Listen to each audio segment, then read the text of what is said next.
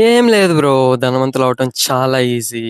First ఒక source of income ఉండాలి. తర్వాత దాన్ని సేవ్ జేసుకోవాలి. ఆ సేవ్ చేసిన దాన్ని ఇన్వెస్ట్ చేయాలి. ఆ ఇన్వెస్ట్‌మెంట్స్ రిటర్న్ తెస్తాయి. వాటిని గూడా సేవ్ చేయాలి. మళ్ళీ వాటిని ఇన్వెస్ట్ చేయాలి.